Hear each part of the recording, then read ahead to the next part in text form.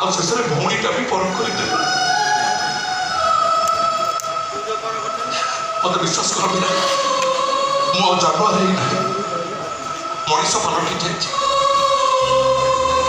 ଯଦି ବିଶ୍ୱାସ କରୁନ ଦେଖ ମତେ, ମୋ ଆଖିକୁ ଦେଖ, ମୁଁ କେମିତି କାନ୍ଦୁଛି ଦେଖ। ତମେ କହିଲ ଜାନୁଆର କଣ କେବେ କାନ୍ଦି ପାରେ? ମଣିଷ ମାନଙ୍କ ଠାରୁ ଜାନୁଆର ମାନଙ୍କର ଗୋଟେ ଭଲ ଗୁଣ ଅଛି। ସେ ଗୁଣଟା କଣ ଜାଣିଛ? କଣ? ସେମାନେ ସ୍ୱଭାବ ବଦଳାନ୍ତିନି, କିନ୍ତୁ ସେମାନେ ଅଭିନୟ କରିପାରନ୍ତିନି। ତମେ ତ ଅଜବ ପ୍ରକାର ଜାନୁଆରଟି।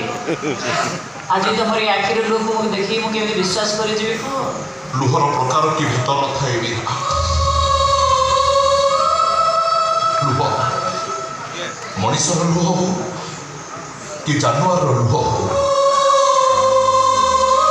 ଲୁହ ଆଖିକି ସେତେବେଳେ ଆସେ ଯେତେବେଳେ ଛାତି ଭିତରର ମନଟା ଅସହାୟ ହୋଇଥାଏ। ଯଦି ଏ କଥା ସତ ତାହେଲେ ତମେ କାନ୍ଦିବ, ଆହୁରି କାନ୍ଦିବ, ଅସହାୟ ହେଇ କାନ୍ଦିବ। କାନ୍ଦିବି ମୁଁ, ପିଲାଟି ଦିନରୁ କାନ୍ଦୁଛି, ମରିବା ଯାଏ କାନ୍ଦିବି, ଏକୁଟିଆ ଅସହାୟ ହୋଇ କାନ୍ଦିବି ମୁଁ।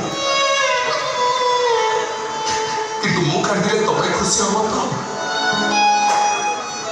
ମୁଁ ତ ଗୋଟେ ଜାନୁଆର, ମୋର ଗାଡ଼ି ଆକ୍ସିଡେଣ୍ଟ ହେଲେ ମୋ ପାଇଁ ଆମ୍ବୁଲାନ୍ସ ଆସିବନି, ରାସ୍ତା କଡ଼ରେ ପଡ଼ି ଛଟପଟ ହେଲେ ତମେ ଖୁସି ହବ ତ? ଚୁପ୍ ରହିଲ କାହିଁକି?